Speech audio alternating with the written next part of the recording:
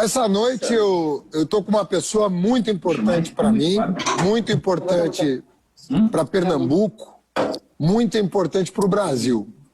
Eu estou com a neta de Miguel Arraes, lulista, petista, lidera as pesquisas no Recife, é uma personalidade que, como vereadora, se destacou nacionalmente, quase foi nossa candidata ao governo de Pernambuco em 2018, mas em nome de uma aliança para vencer o bolsonarismo, adiou por 2 anos um dos seus sonhos e agora se apresenta para a população de Recife, almejando a prefeitura, com todas as condições, todos os atributos de uma mulher líder, com ideias próprias, com capacidade de gestão e de formulação de políticas públicas.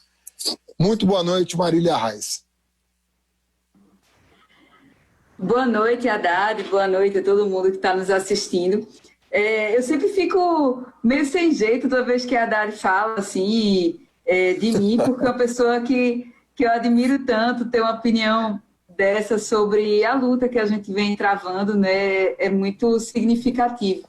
Na verdade, quando a gente tem... Eu não me acostumo a gente ter sempre esse contato com os nossos líderes, é algo muito, muito estranho. Eu cresci tendo a oportunidade de ter contato com um líder que eu me inspiro, que é Miguel Arraes, e eu sempre pensava isso. Eu era jovem, né? Na verdade, eu tive a oportunidade de conviver com ele 22 anos, e convivia muito, que eu era a neta mais velha dele, mas toda vez que eu estava conversando com ele, eu ficava pensando, poxa, eu tenho essa oportunidade de estar aqui convivendo e conversando com uma pessoa que me inspira tanto e que tem tanta história.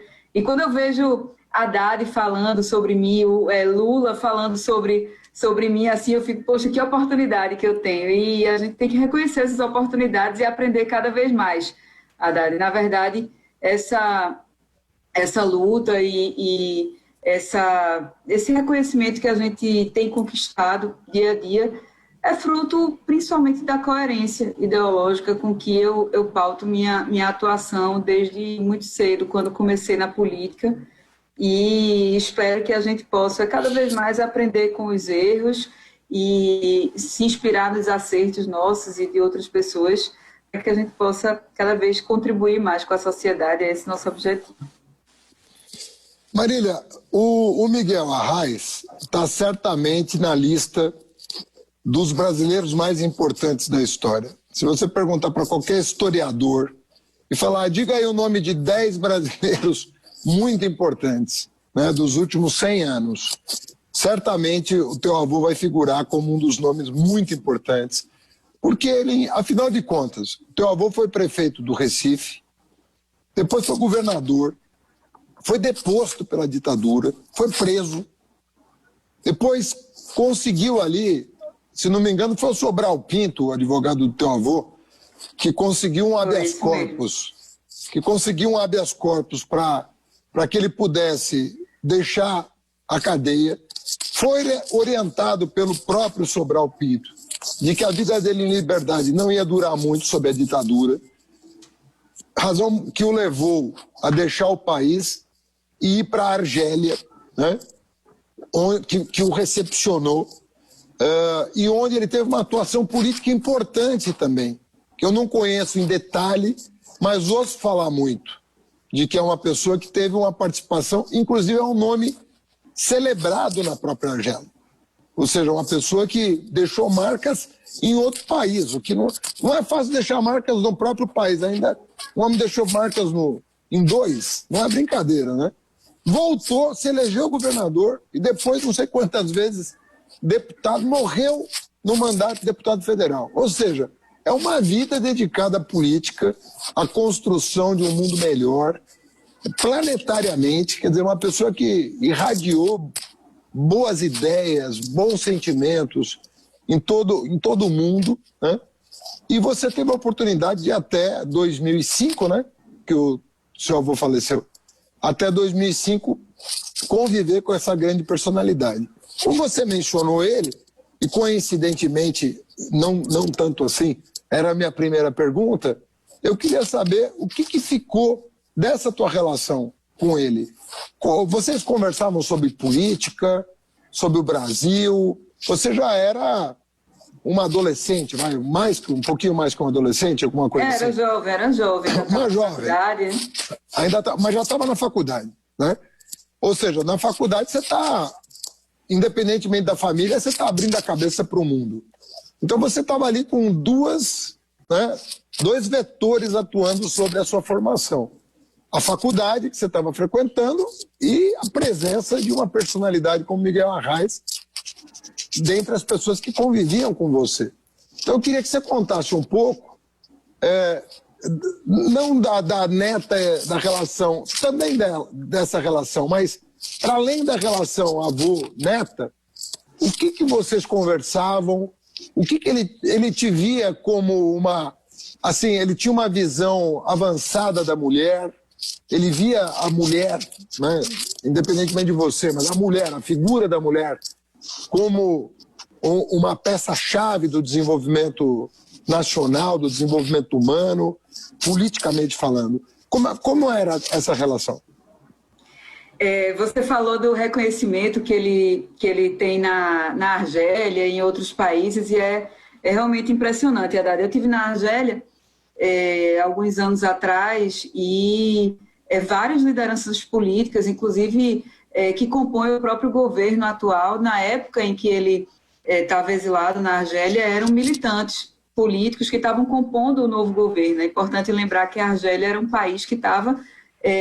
fazia pouquíssimo tempo, 2 anos, que estava independente, que havia havido aquela batalha de Argel, uma independência conquistada com muita luta pelo povo da Argélia, e foi um governo composto por esses revolucionários e que tinham uma relação muito próxima com Arraes. Ele por ser considerado uma liderança de esquerda, uma liderança popular, e também porque era um intelectual, além de político, ele era um estudioso, né? Então, ele tinha essa influência, e não somente na Argélia, porque a Argélia terminou sendo um território em que exilados de vários países iam para lá, eram acolhidos lá na Argélia, exilados que faziam parte da luta popular. Então, tem amigos nossos de Moçambique, por exemplo, que participavam da Frelimo com o Samora Machel, e de diversos outros países que conviviam com a família e que até hoje ainda mantém essa convivência conosco.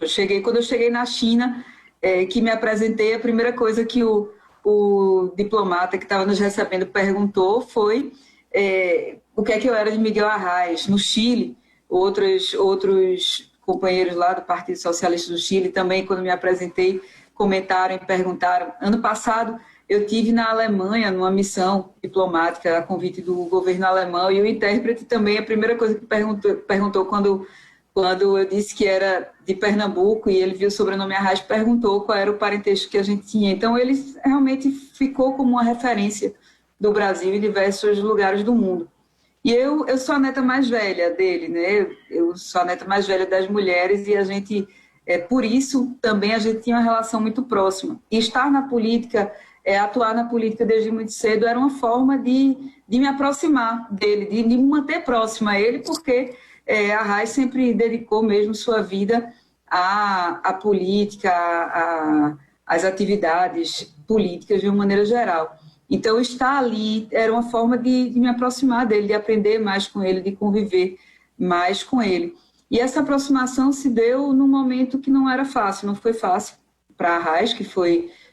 quando ele perdeu a última eleição que disputou para o governo do Estado, né, a 4ª eleição, em 98, e isso mostra o quanto o poder é efêmero e o poder impacta nas relações, né? Arraes, que era um homem que tinha toda essa história, que vivia cercado de pessoas por um tempo, e ficou um pouco mais sozinho, não sozinho, claro, a grandeza dele não diminuiu, mas eu vivi por algumas vezes esses altos e baixos do poder, e via uma pessoa como Arraes, uma liderança respeitada no mundo inteiro, sentindo também o impacto dessas planícies, digamos assim. Então, isso foi um fator de grande aprendizado e foi uma oportunidade a mais de me aproximar dele, de estar mais próxima ainda dele do que já era, e de aprender bastante.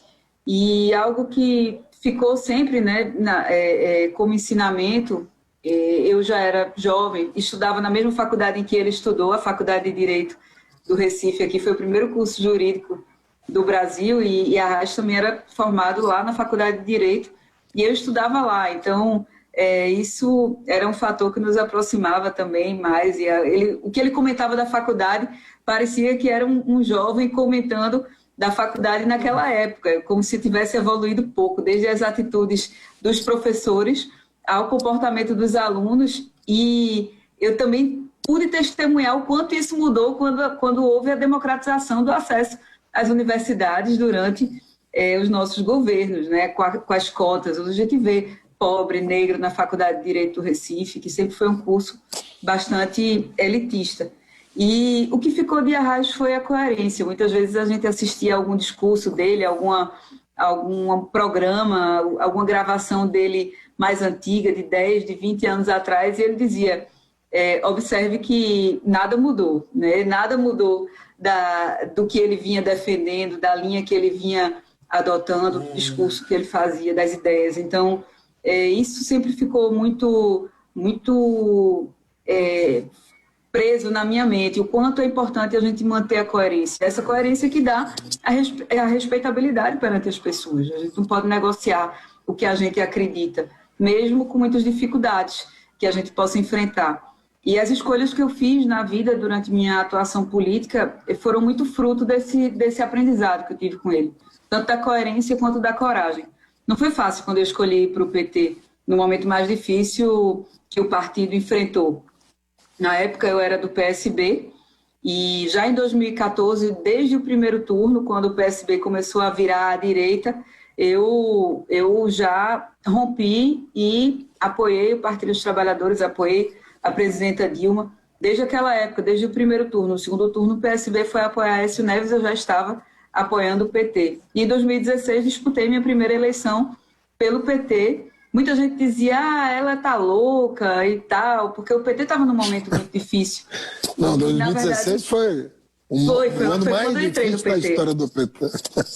Pois é, e foi a eleição que eu tive mais votos. A população reconheceu a coerência nessa minha atitude, e aí a gente começou a andar Pernambuco, a correr o Estado, para garantir a defesa dos nossos direitos. Aqui em Pernambuco não tinha mais nenhum deputado federal do PT, a gente estava num momento difícil, e foi aí que a gente começou a construir essa ideia. Na verdade, de início não era essa a ideia principal de ter uma candidatura ao governo, mas de fazer a defesa dos direitos do trabalhador contra a reforma da Previdência, da maneira como estava posta, contra a reforma trabalhista, tentando esclarecer para o povo pernambucano e o que é que estava em jogo ali. Então, a gente começou a rodar cada cidade, cada associação, sindicato, começava com uma reunião com 5 pessoas, com 10 pessoas, daqui a pouco a gente estava juntando 100, estava indo para a rua, estava levando essa mensagem da gente, estava nas rádios. Inclusive, nessa época, eu tive com o presidente Lula, e ele disse, vá para a rádio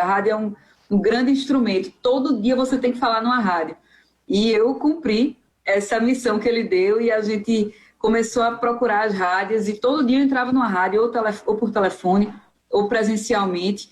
Dei mais de 2.000 entrevistas de rádio em menos de um ano, e tudo isso foi uma construção. Em menos de um ano? Que terminou nessa... Foi. A gente... E rodei aí, só de carro, rodei mais de 200.000 quilômetros, só aqui dentro de Pernambuco.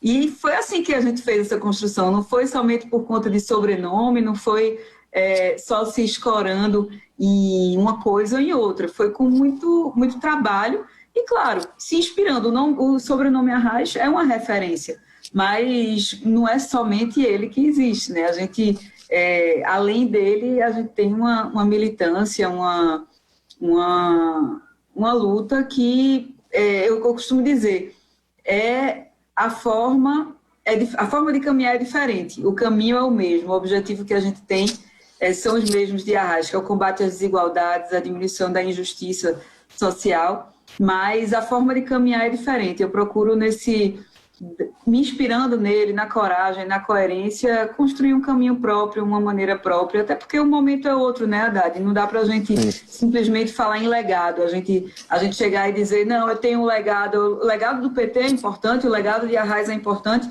mas a gente tem que falar olhando para o futuro. Aqui no Recife mesmo, estou falando muito, né? Você disse que eu podia falar à vontade, eu vou falar. O espaço é para as pessoas que estão nos ouvindo te conhecer, apreciar o teu discurso e sair dessa entrevista com vontade de te fazer prefeita do Recife, se Deus quiser. Vamos lá. Aqui no Recife, por exemplo, eu digo muito, uma das cidades que mais tem legado do PT para a gente defender, para a gente falar. As últimas grandes intervenções, tanto urbanas quanto sociais, aconteceram nos governos do PT. O Recife era uma cidade que sempre, historicamente, teve muita palafita. Nos governos do PT teve um investimento decente em moradia, que a gente conseguiu tirar as pessoas das palafitas, urbanizar as áreas. A Brasília Teimosa foi um marco no governo do presidente Lula. Ele esteve aqui com todo o seu corpo ministerial. E hoje a gente vê o Recife voltar a ser a cidade das palafitas. Quando a gente vai fazer uma análise do que foi gasto na cidade, por exemplo, em habitação, foi gasto 0,7% do orçamento em habitação em 2019. Isso é nada, isso é praticamente o custeio de um cabide de emprego de uma secretaria. Não tem investimento concreto em habitação, quando a gente sabe que precisa se buscar maneiras de se garantir esses investimentos. E desde 2013, o que a gente tem visto é que existem desculpas em cima de desculpas que são dadas. Por exemplo, quando se... Só um minutinho. Minha filha está aqui falando. Vem cá, falar com o pessoal. Oi, linda. Está aqui. Em 2013, se dizia que porque rompeu com a presidenta Dilma, vai ter candidato a presidente, não consegue investimento. Aí, eles votaram pelo impeachment da presidenta Dilma. Depois, ficaram meio assim com Michel Temer, romperam com Michel Temer também, então colocava a culpa em Temer. Agora em Bolsonaro. Claro que a gente sabe que o Bolsonaro persegue o Nordeste e tudo mais. Agora, a gente tem que bater na porta. É fazer o quê? É o que está aí. Enquanto ele não sai, é o presidente que tem, então tem que correr atrás de investimento, de linhas de financiamento, colocar o Recife de volta nas condições de se conseguir empréstimos com juros mais baixos, para que a longo prazo não se deixe a prefeitura quebrada, né? Então, tudo isso precisa de um esforço da prefeitura. Então, a gente precisa defender o legado do PT? Precisa defender o legado de Arraes, mas tem que falar também olhando para o futuro, o que é que a gente pode fazer no momento atual, quais são as condições que nós temos para fazer o Recife melhorar e combater as desigualdades, que tem sido o nosso maior objetivo. O Recife Cidade Inteligente tem 5 eixos, que são saúde, educação, mobilidade, cultura, esporte e lazer e combate às desigualdades. Mas, principalmente com a pandemia, a gente viu que a desigualdade ficou muito mais latente, muito mais evidente em todas as áreas, porque não tem mais investimento. De muito tempo para cá, não se teve investimento. E no Recife a gente precisa fazer diferente. Por exemplo, o orçamento participativo, na época em que se colocou em prática o orçamento participativo, funcionava daquela maneira. Hoje em dia, eu acredito que precisa ter uma gestão participativa, sim, é uma das nossas marcas, mas tem que ser de uma maneira diferente. A gente precisa usar a tecnologia, precisa usar de outras formas, inclusive para não reproduzir os vícios das eleições tradicionais, que a gente viu que eu ainda peguei no meu primeiro mandato de vereadora, a última legislatura do orçamento participativo, e terminava que se reproduziam os vícios das eleições normais. Isso era muito ruim, terminou que havia uma influência grande dos vereadores, de poder econômico nas votações do OP. Então, a gente tem que democratizar mais esse acesso, colocar a tecnologia para incluir socialmente, não para incrementar a exclusão social, e resolver problemas que são históricos, que entra uma gestão, sai outra gestão e não são resolvidos. Eu acho que todas as gestões têm pontos positivos e negativos. O que a gente precisa se comprometer é a aprender com os erros, a consertar o que está errado, mudar o que está errado e melhorar o que está acontecendo. Então, esse é o debate que a gente tem feito aqui. Haddad, principalmente olhando para o futuro, não só olhando para trás, claro, fazendo a defesa do que deve ser defendido, mas olhando para o futuro com ideias novas também. Marília, é uma coisa até triste de lembrar que na nossa campanha, você vai lembrar evidentemente do slogan, nós estamos juntos fazendo campanha em Pernambuco, você do meu lado, do lado da Nistela, que estava comigo, e a gente dizia, o nosso sonho é que o brasileiro, ao invés de ter uma arma em cada mão, como propõe o Bolsonaro, tenha numa mão um livro e no outro uma carteira de trabalho. E eu não sei o que pensar do que aconteceu, mas o fato é que se tem uma coisa que o Bolsonaro prejudicou, foi justamente o emprego e a educação. Sobretudo pela maneira como ele lidou com a pandemia, né, uma maneira desastrosa. Ele postergou as medidas que deviam ter sido tomadas na origem, e ele, de certa maneira, ao postergar as medidas, que ele acabou nem tomando, porque tomaram por ele adiou a solução do problema. Então nós ficamos num estado crônico. É uma coisa estranha o que aconteceu no Brasil, porque foi uma mistura de pandemia com endemia.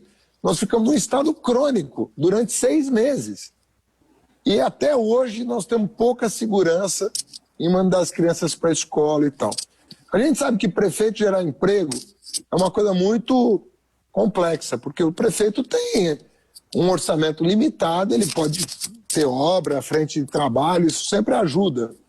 Mas agora, na educação, o prefeito pode fazer muito. Na educação, pode fazer. E as crianças, evidentemente, não podem voltar para a escola a não ser numa situação de segurança. Agora, quando essa segurança for restabelecida, seja pela vacina, seja pela queda drástica da contaminação, nós vamos ter que recuperar o tempo perdido. Eu queria saber, qual que é o teu diálogo com o setor da educação? Você está numa terra de educadores, grandes personalidades da educação, grandes literatos, grandes escritores. Ou seja, Pernambuco já deu para o Brasil nomes proeminentes em todas as áreas da cultura. É uma terra, gente culta, gente inteligente, gente que tem uma relação com a produção artística, com a produção literária, com o teatro, enfim. É uma terra que, né, não é mole não, né? Eu queria saber qual que é a tua relação com esses setores que estão sendo tão maltratados pelo governo federal. Sobretudo educadores, cientistas, classe artística, né, escritores. Você está buscando uma aproximação com essas pessoas, né? Você tem 2 eixos do teu plano de governo que dialogam com isso. Como é que você pretende atuar nessas áreas? Tô vendo, filha. Vem mostrar aqui teu casaco pro pessoal. Todo mundo vai achar lindo. Vem cá. Gente do céu! Olha aqui. Como chama? É a namorada do Pato Donald, essa? Não, é porque é de estrelinha o casaco dela. Aí... Ah, o casaco é de estrela? Ah, bom, tá fazendo propaganda.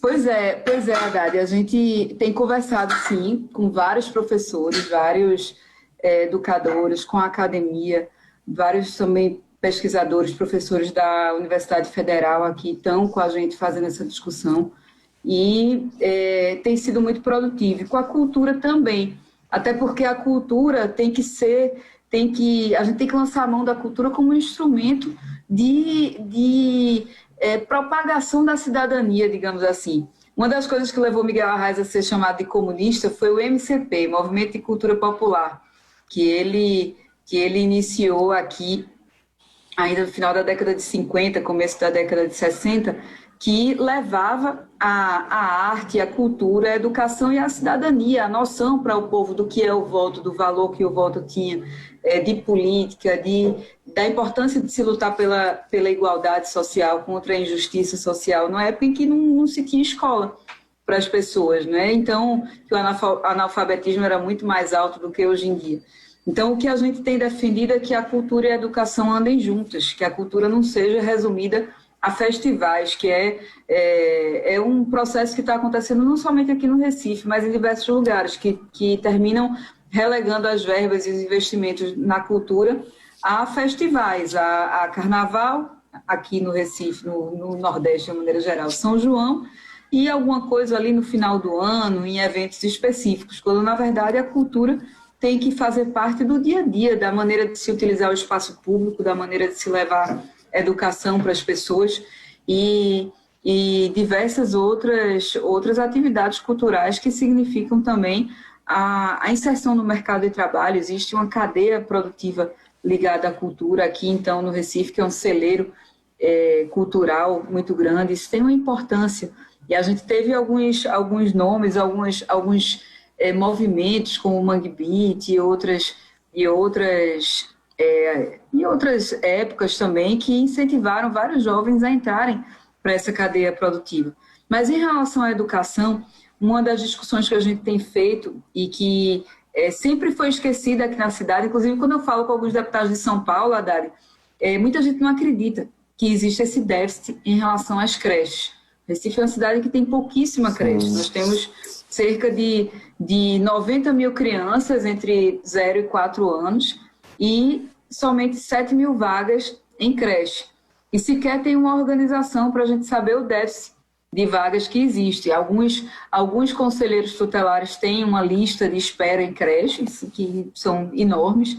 Por exemplo, tem um bairro aqui no Recife que tem 40 mil famílias, somente 100 vagas em creche. E a gente tem listas específicas, mas não tem um controle efetivo do déficit que existe. Então, a gente está fazendo um estudo de como a gente vai poder, durante os 4 anos, ir erradicando essas listas, né? Como é que a gente pode suprir esse passivo de vagas em creche, que impacta diretamente na vida das famílias, especificamente das mulheres, que é a nós que é relegado esse papel de cuidado, e também das crianças de uma maneira geral, que crescem sem ter esse apoio, esse suporte, esse desenvolvimento pedagógico. Mas também existe uma desigualdade entre as próprias escolas. Enquanto tem escolas que são muito boas, tem outras que não têm sequer espaço para os alunos, principalmente da educação infantil, para as professoras trabalharem, não tem uma infraestrutura mínima para os alunos estudarem. Então, a gente tem trabalhado com vistas a esse sentido, tanto do próprio plano de cargos e carreiras dos professores, que está cada vez mais esmagado.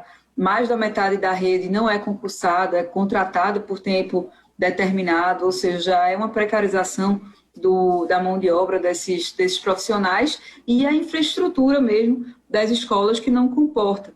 E a gente tem condições, o orçamento comporta uma mudança nesse sentido, é questão de priorização. Inclusive, a questão das creches, a gente precisa estudar um modelo que, a curto prazo, seja possível, para que a gente faça um planejamento para que nos próximos 15 anos a gente tenha modelos de creche que, de fato, sejam boas o suficiente, mas é preciso ter um planejamento, sim, porque tem impactado na entrada de mulheres no mercado de trabalho, que já é escasso. Eu tenho conversado com especialistas também nesse sentido, para a gente ver como é que a gente vai fazer a retomada econômica de uma cidade que já não era muito gentil com investidores, com empreendedores. E todos dizem, olha, na situação que a gente está atualmente, de precarização das relações de trabalho, a gente tem que falar em gerar renda. Infelizmente, né? O emprego de carteira assinada, se gerar nesse momento como a gente está hoje, é bem complicado. Agora, tem que se incentivar o empreendedorismo para que as pessoas sejam menos exploradas quando se tornam empreendedores por vocação. Não dá para a gente considerar empreendedor, como a prefeitura tem feito, por exemplo, distribuir, sortear, na verdade, smartphone e bicicleta para jovem entregar aplicativos. Se é para ser empreendedor por obrigação, então que a prefeitura intermedie uma boa relação entre essa pessoa que está buscando uma qualificação para ter o seu negócio, para ter sua renda, na verdade, mas que seja menos explorada na situação que o mercado está submetendo os trabalhadores. Mas eu queria saber de você alguns exemplos de políticas públicas que a gente pode se inspirar aqui para o Recife em relação à educação, você que é um símbolo para todos nós da luta pela educação inclusiva de qualidade no país. Olha, Marília, eu acho que o maior desafio, né, eu acho que você, em primeiro lugar, você tocou num ponto que para mim é central. Pouca gente fala, porque o Lula fez tanto pela educação do Brasil que é difícil apontar onde ele fez mais, sabe? Foi na superior, foi na básica, foi na infantil, foi na especial, que na verdade foi em tudo. Ele multiplicou por 5 o orçamento do Ministério da Educação. Por 5 em 8 anos. Então é uma loucura o que ele fez. Isso permitiu a gente investir em todas as etapas. Então, ele foi o presidente que mais expandiu creche no país, ele foi o presidente que universalizou pré-escola, ele foi o presidente que melhorou mais a qualidade do ensino fundamental, ele foi o presidente que mais abriu vaga na universidade, sobretudo para as classes trabalhadoras. Então, isso é inegável. Agora, você apontou um dado, que é a educação infantil, que é crucial para o desenvolvimento do país. Então, já te dou aqui nota 10 aqui, porque você botou o dedo na ferida. Agora, uma coisa que é pós-pandemia é a questão de tirar o atraso que as crianças inevitavelmente vão ter que enfrentar. Ou seja, tem que ter uma política de tirar a defasagem que foi criada pela pandemia, agravada pelo governo Bolsonaro, que não soube coordenar as ações para encurtar o prazo da pandemia. Isso que as pessoas precisam entender. A ação do Bolsonaro, ao invés de encurtar o prazo da pandemia, alongou.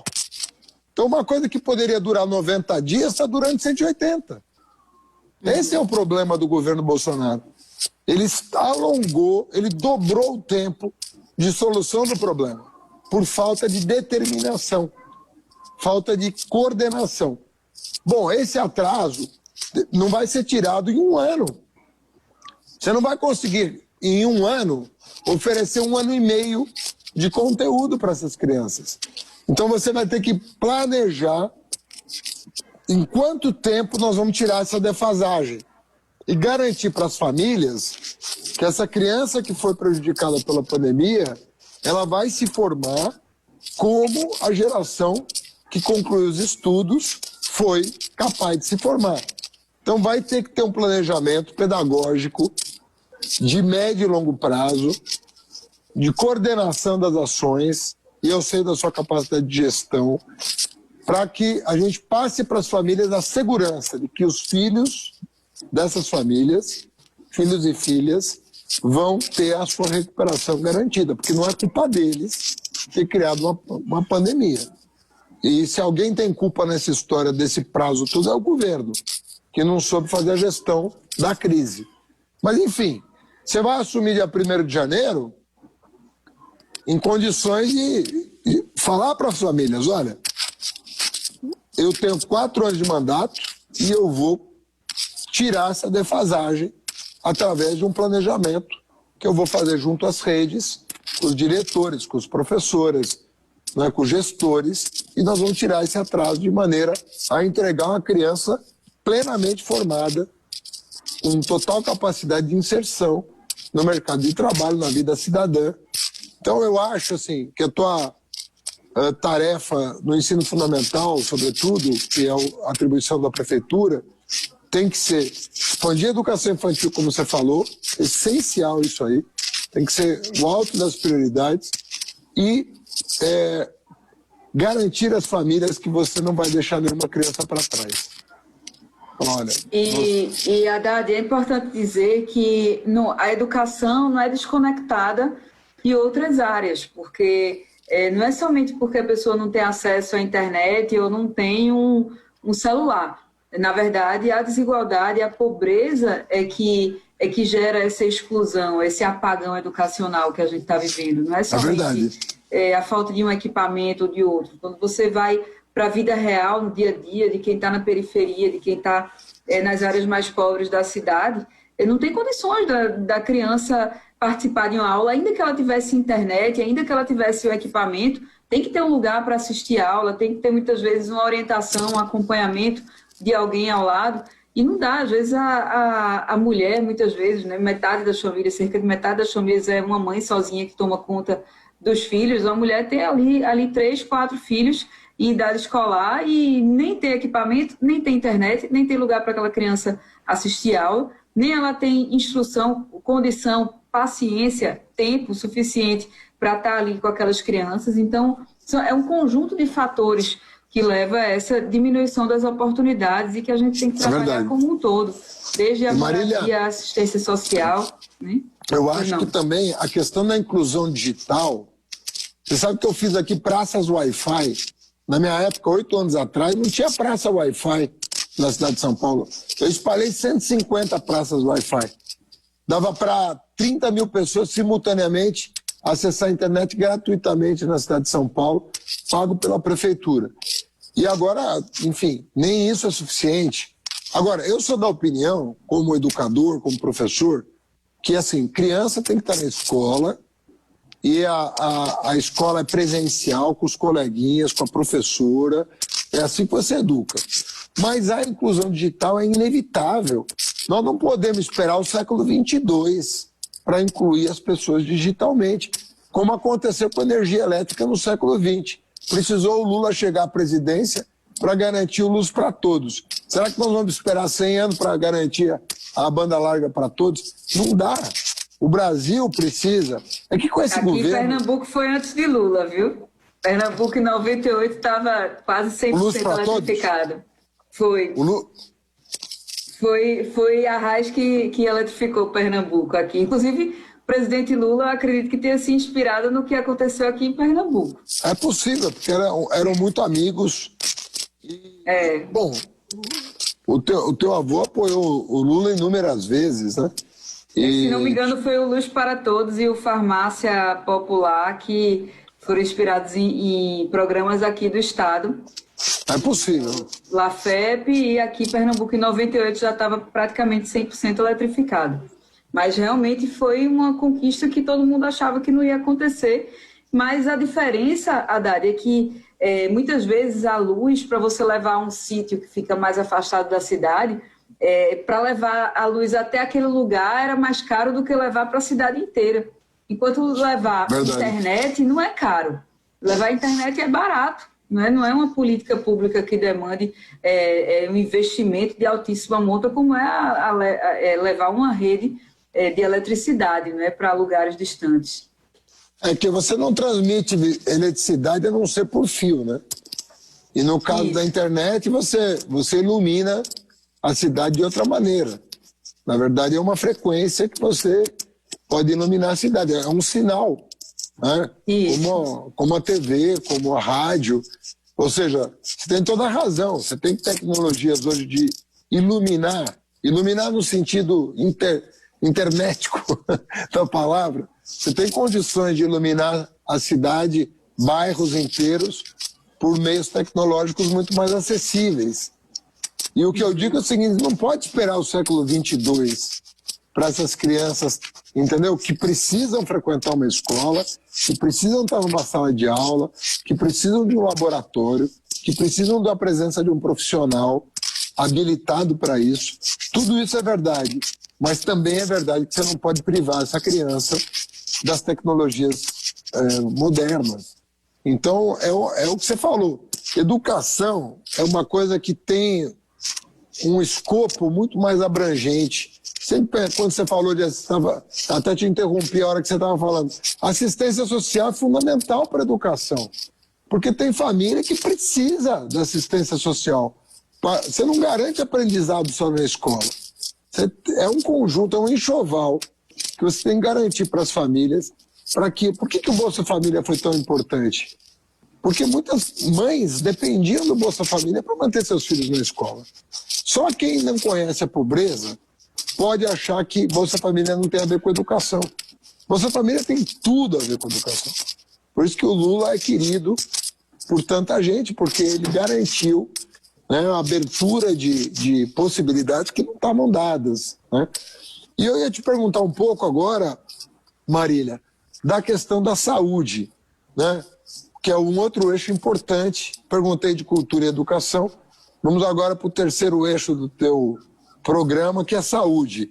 O que você vai mirar na área da saúde que você considere que está na ordem, no topo das prioridades do povo de Recife? Primeiro eu vou contextualizar vocês da situação da saúde aqui no Recife. O que é que acontece? O Recife foi uma cidade que durante os governos do PT, mas principalmente o primeiro governo Lula, foi uma cidade que cresceu muito em relação ao número de equipes de saúde da família, passou de 27 para mais de 200 equipes de saúde da família, ou seja, teve uma rede que foi sendo estruturada.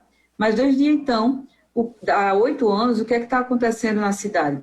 Parou de se expandir a rede de atenção básica e começou a se criar um modelo de muleta, a gente chama de muleta, do serviço prestado pelo Estado, que são as UPinhas, que na verdade termina que as pessoas não têm definido o que é de verdade uma UPinha. O cidadão ainda até hoje não compreendeu exatamente o papel da UPinha, mas terminou que não se expandiu como se deveria, não se investiu o que se deveria na atenção básica e, ao mesmo tempo, a UPinha também deixa um serviço mais a desejar, né, em relação ao serviço que deveria prestar, que seria o atendimento emergencial e também esse serviço do dia a dia de apoio às equipes de PSF. Então, o que a gente precisa é investir na atenção básica, na saúde mental, que as equipes de saúde da família tenham, de fato, a composição de todos os seus profissionais. Em muitas das equipes faltam médicos, faltam enfermeiros, enfim. Então, tem que haver esse diagnóstico, né, fazer esse diagnóstico do que está acontecendo e possibilitar o acesso à atenção básica. A gente tem acompanhado que em alguns municípios se aproveitou o momento de pandemia para implementar a telemedicina. Eu acho que, pelo sentimento que a gente tem do Congresso, é provável que mesmo depois da pandemia continue essa possibilidade do atendimento via telemedicina. Mas caso não continue a telemedicina de médico para médico ou de médico para paciente, é possível se continuar de médico para médico. Inclusive, a gente fez uma conversa com Padilha e ele disse o quanto era importante durante os mais médicos, né, quando existia de verdade mais médicos, a telemedicina de médico para médico, porque o médico de saúde da família atende a cerca de 80% das questões que levam alguém a procurar um médico. Mas, caso ele tenha esse acesso remoto da telemedicina para um outro médico especialista, pode muitas vezes evitar um encaminhamento, a necessidade de um encaminhamento para que o especialista consulte aquela pessoa. Então, em primeiro lugar, implementar um sistema de marcação de consultas, porque aqui no Recife ainda tem gente que dorme na fila para poder marcar uma consulta, tem gente que precisa comprar uma senha de alguém que dormiu na fila para poder marcar a consulta. Então, regularizar esse sistema de marcação de consulta para que, em pleno ano 2021, não tenha gente dormindo em fila para conseguir ser atendido e implementar essas facilidades da tecnologia para que as pessoas tenham melhor condição de acessar a uma consulta, mas de ter também um prosseguimento do atendimento.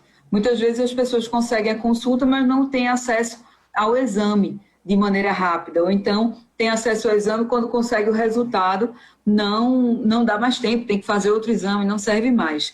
Então a gente está propondo a criação de 3 centros de medicina diagnóstica, é possível, o orçamento do Recife permite essa criação dos 3 centros de medicina diagnóstica para atender 3 regiões da cidade, a Zona Norte, Zona Sul e Zona Oeste e Noroeste do Recife, para que tenha mais efetividade nesses exames, principalmente os de média e alta complexidade.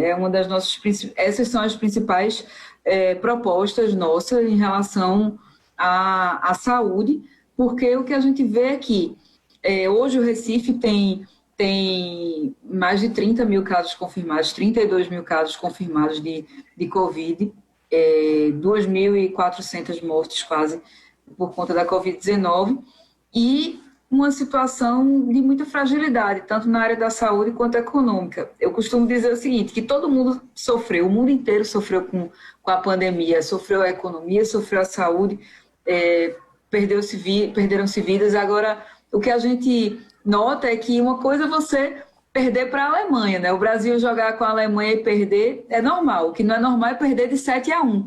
E as cidades que não têm uma atenção básica forte estão perdendo de 7-1 para a pandemia da Covid-19. Mostra o quanto é importante a atenção básica, que tem equipes de PSF preparadas para estarem nas casas das pessoas, porque não dá também para colocar um agente de saúde da família para atender 500 residências, ele não vai dar conta, ele vai passar anos e não vai atender todo mundo, não vai ter esse mapeamento da cidade de uma maneira geral. Então, a gente tem que fazer esse investimento substancial na atenção básica. E na mobilidade, Marília, para a gente concluir a pegada do teu programa de governo? O que é que a gente tem notado da mobilidade? Aqui, a gente se inspira muito no que você fez em São Paulo. Aqui, a lógica da mobilidade é voltada para o carro, quando, na verdade, o carro é que causa maior congestionamento e que cerca de 15% das pessoas usam para se locomover de casa para o trabalho. Hoje existem alguns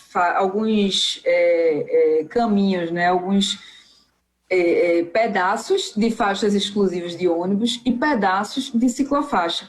Mas o que é que a gente nota? Que não existem ciclomotas. Integração. Exatamente, não seguem uma lógica, não seguem uma funcionalidade.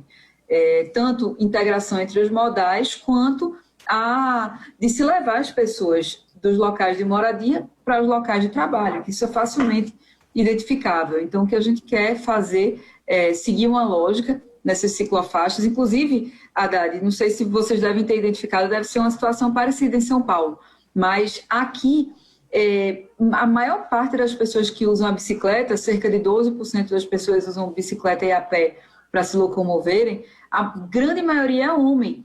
Por quê? Porque é arriscado andar de bicicleta. Imagina uma mulher que é diarista, que precisa trabalhar para ganhar seu dinheiro, que tem aí 3 meninos para sustentar e não pode se acidentar de jeito nenhum. Ela não pode correr o risco de ficar aí parada 1 mês, 2 meses por causa de um acidente de bicicleta. Então, a mulher tem essa...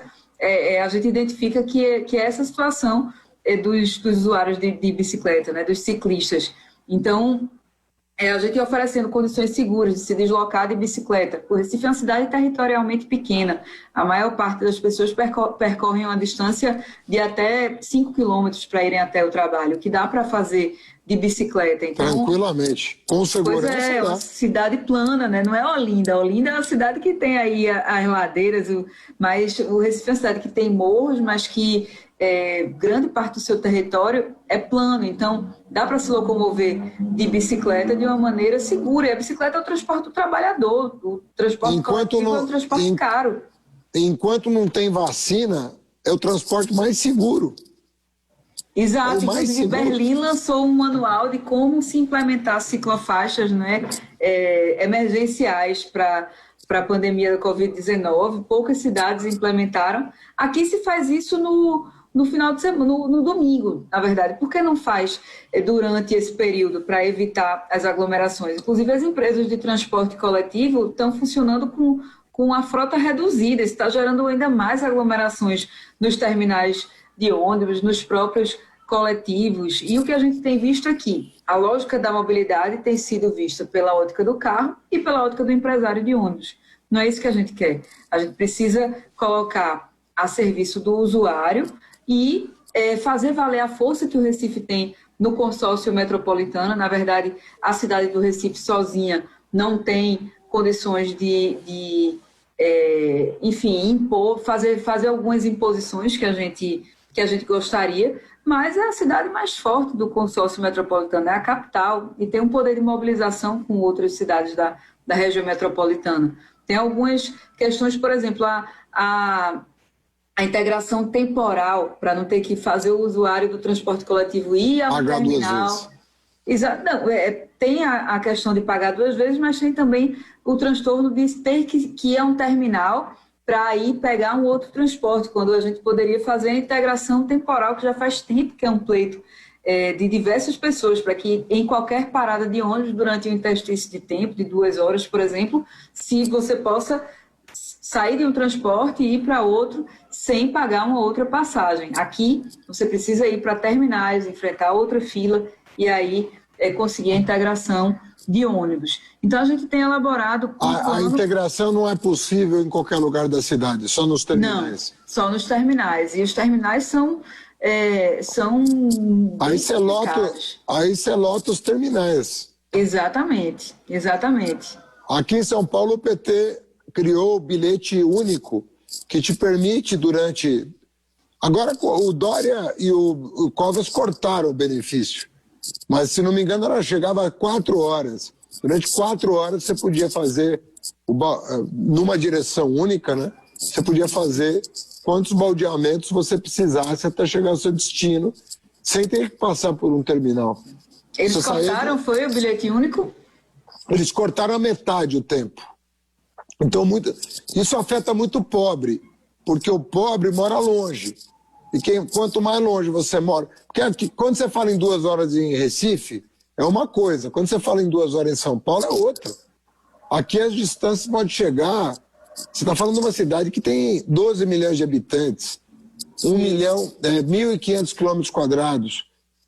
Ou seja, você pode estar falando de uma pessoa que tem que andar 50 quilômetros, por exemplo. Aqui no Recife não tem essa distância toda. Exatamente. Então, o tempo aqui é muito importante para o pobre. Muito, muito importante. E para ele, pagar uma passagem a mais é muito custoso. Você está falando de mais de R$4. E de volta são 8. No mês são 200. Como é que faz? A pessoa não tem R$200 a mais. Percebe? A pessoa às vezes ganha uns R$2.000. Você está falando 10% da renda dela. Uhum. Então, Marília, se perdeu muito nesses 4 anos no Brasil todo. São 4 anos que as pessoas estão perdendo direitos. Desde o golpe, só se fala em retirar direitos. E nós temos que repor esses direitos. Né? E repor não significa só dar o que elas tinham. É dar também o que elas deveriam ter. Já deveriam ter. E não tem. Como é o caso do bilhete único. Entendeu? Uhum. Aqui, Marília, a gente chegou a criar um bilhete que era mensal. O sujeito que fazia uma compra de um bilhete pelo mês. E ele andava quanto ele quisesse durante um mês inteiro, pagando uma tarifa mensal. Justamente como tem em vários lugares do mundo, né? Como tem em vários lugares do mundo. Agora, o transporte é visto pela ótica do empresário, né? Existe uma força muito grande que termina interferindo, entra governo, sai governo, e não tem governantes com coragem suficiente para fazer determinados enfrentamentos que precisam ser feitos. Uma coisa que a gente fez aqui também, que ajudou muito o transporte, por incrível que pareça, foi a lâmpada LED. A gente iluminou com LED os bairros pobres da cidade todos, porque muita gente não pegava ônibus, sobretudo as mulheres, com medo de andar à noite, em rua mal iluminada. O LED ilumina 3 vezes o que uma lâmpada comum ilumina.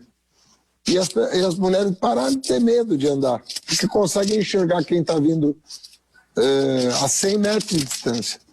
Então você consegue combinar coisas. Muita gente acha que trabalhar pela segurança é só colocar uma arma na cintura, né? Aqui mesmo teve uma discussão bem polêmica sobre o armamento da Guarda Municipal. Porque o que acontece? A Guarda tem mais de 150 anos, sempre foi armada, a Guarda do Recife. De 8 anos para cá, foi desarmada. Então, eu fui para um debate e me perguntaram: o que é que você acha de armar a Guarda? Você é contra ou a favor? Eu disse: olha, eu não vejo problema de a gente discutir o armamento da Guarda, de voltar a armar a Guarda, na verdade, com o treinamento necessário, com toda a qualificação com o combate ao racismo institucional, tudo isso. Agora, não pode se pensar que isso é a solução, né, para tudo. O que a gente precisa é trabalhar a cidade de uma maneira que auxilie na segurança pública. A gente não pode também fazer da guarda uma mini PM, uma mini polícia, achando que colocar uma arma na cintura vai resolver todos os problemas. Muito pelo contrário. A iluminação é importante, o uso do espaço público, a gente levar maneiras de a cidade ser vivida pelas pessoas. Tudo isso melhora a segurança, a situação, a sensação de insegurança quando as pessoas vão para as suas casas e os espaços públicos estão sendo utilizados, estão sendo bem iluminados, bem cuidados, que as pessoas se apossam deles, né? Então, tudo isso reflete direto. Isso e outras questões, a própria educação, a inclusão social de uma maneira geral reflete positivamente na segurança, vai muito além da polêmica de se armar ou não uma guarda ou qualquer outra instância, né? Marília, como é que está a tua vida?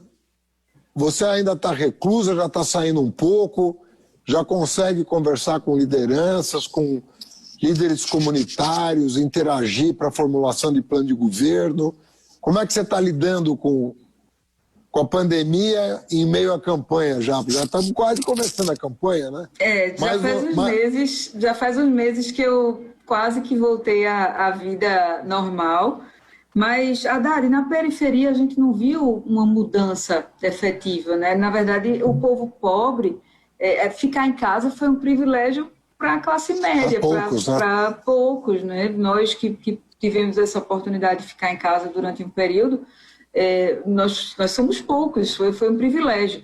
Na verdade, o povo pobre precisou continuar saindo para trabalhar, pegando transporte lotado e está levando uma vida relativamente normal. É isso que a gente tem visto na periferia.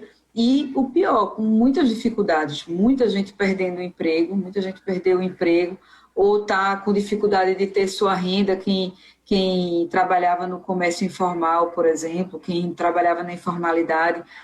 As crianças, muitas mulheres precisando sair dos seus empregos, porque não tem com quem deixar as crianças nesse momento sem escola.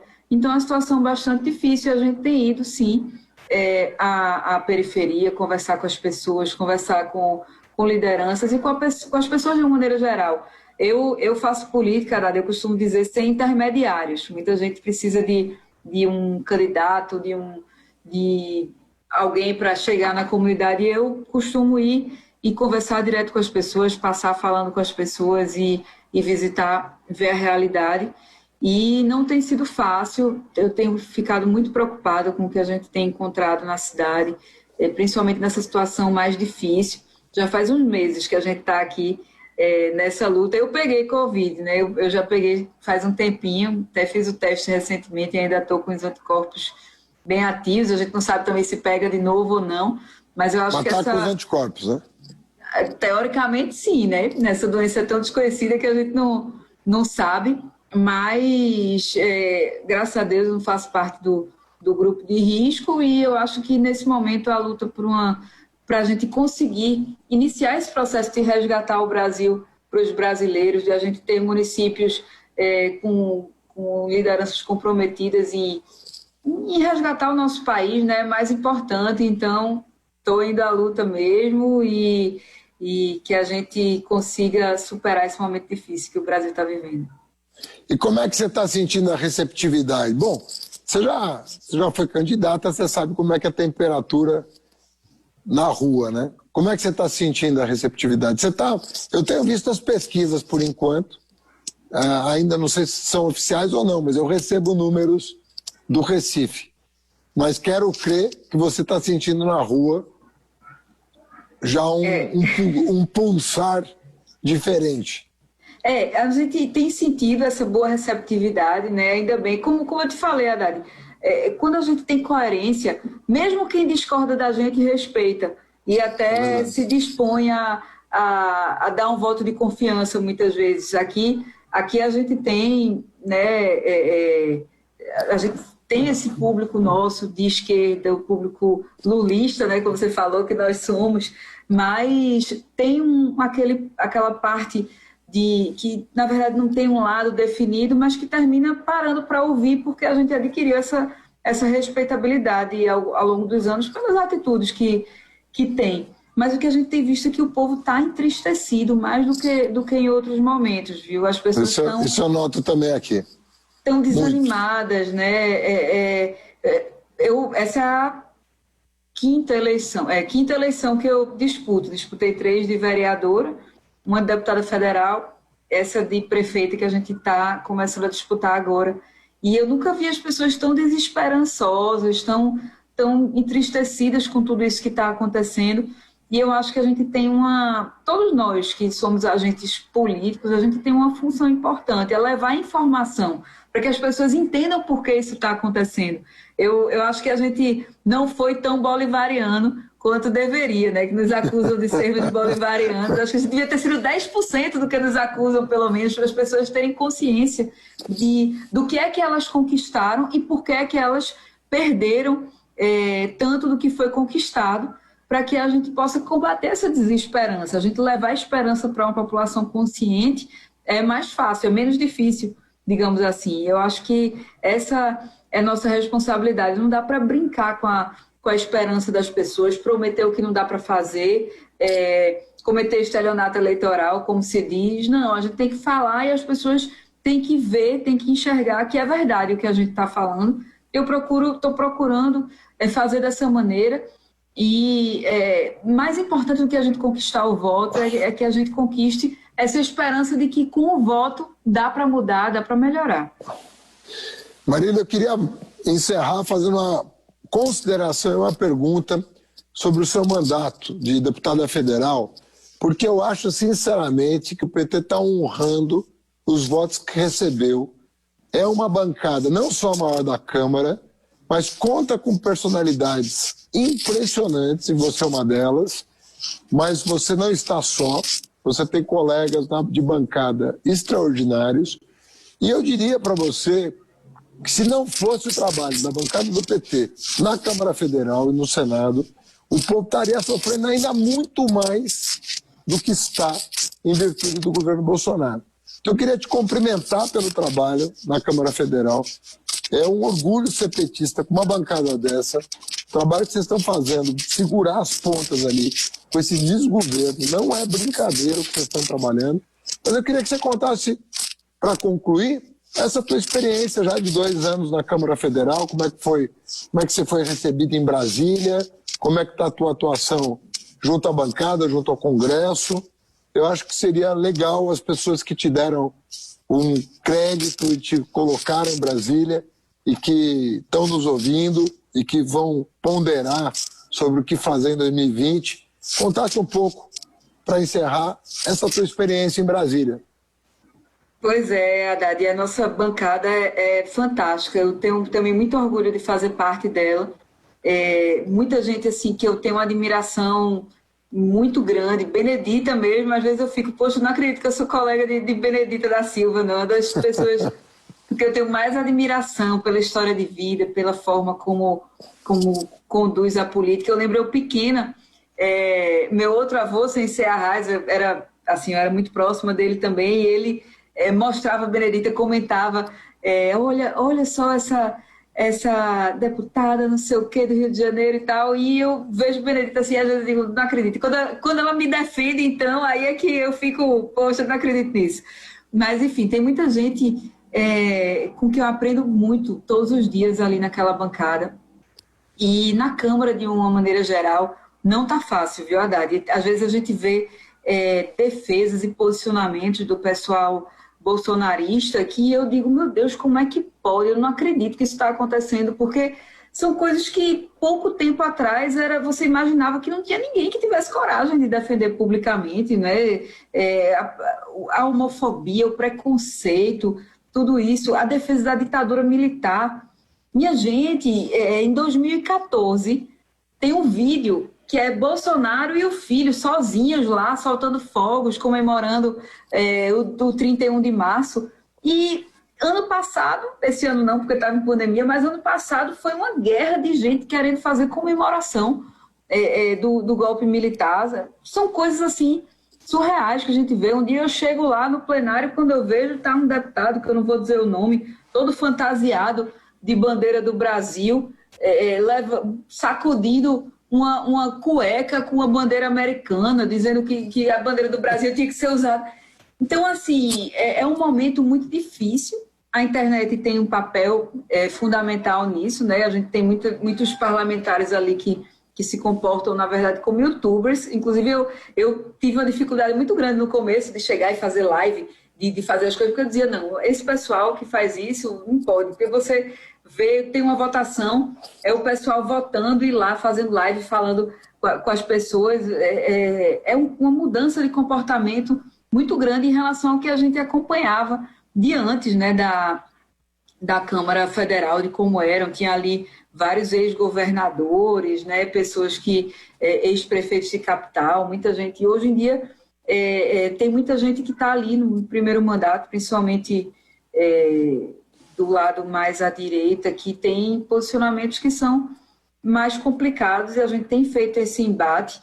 E eu acho que tudo isso a gente tem que utilizar como uma forma de conscientizar as pessoas do que é o voto para deputado federal. O voto para deputado federal define o futuro do país, não é somente o voto para presidente, né? E quando você vê certas pessoas que estão ali, muitas vezes também só negociam, como foi o caso da reforma da Previdência. A reforma da Previdência, houve negociações de emendas, isso aí não é segredo para ninguém, inclusive o próprio ex-ministro da Saúde disse, não, é porque a gente vai negociar, não sei o que e tal. Teve deputado que negociou pelo voto 400, a indicação de 400 milhões, de 40 milhões, desculpe, em emendas parlamentares, quando as emendas individuais são cerca de 15 milhões para cada um. Então, é importante que a gente leve para as pessoas entenderem qual é o papel do deputado federal, qual é o papel do parlamentar, e tem sido de muito aprendizado, viu, Haddad? Sem dúvida alguma, a gente chegar na prefeitura depois desse aprendizado de ter passado pelo Congresso Nacional.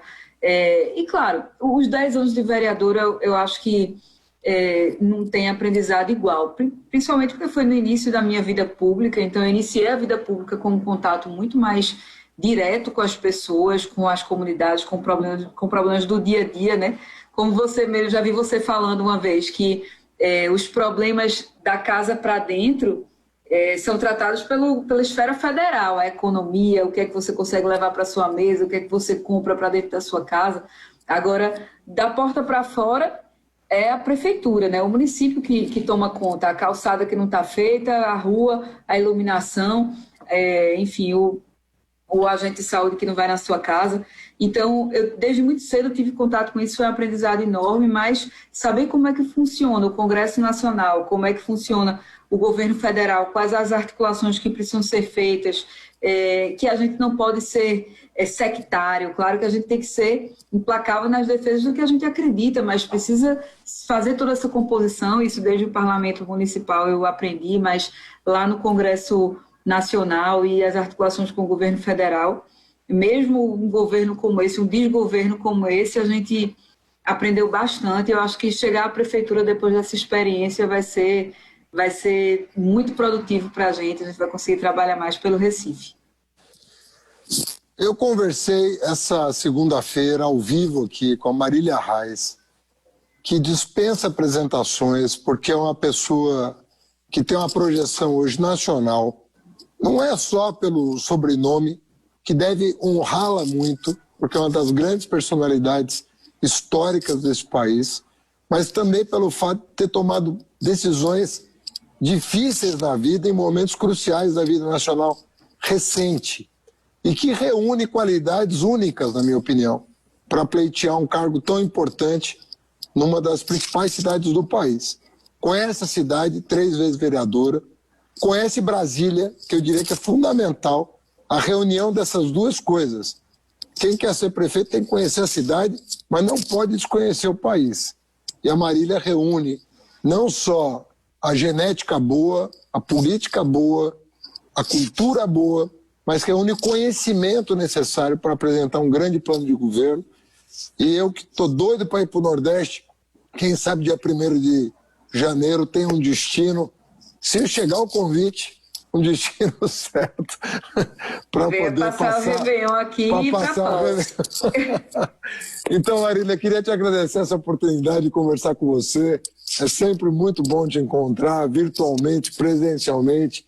Você é uma pessoa que passa uma energia maravilhosa, contagiante. E, se Deus quiser, o Brasil retoma o rumo do desenvolvimento a partir das prefeituras, rumo a 22, para um mundo melhor. Né? Vamos lutar muito para o brasileiro se reencontrar com a sua própria nação. Esse divórcio tem que acabar e a união tem que prevalecer.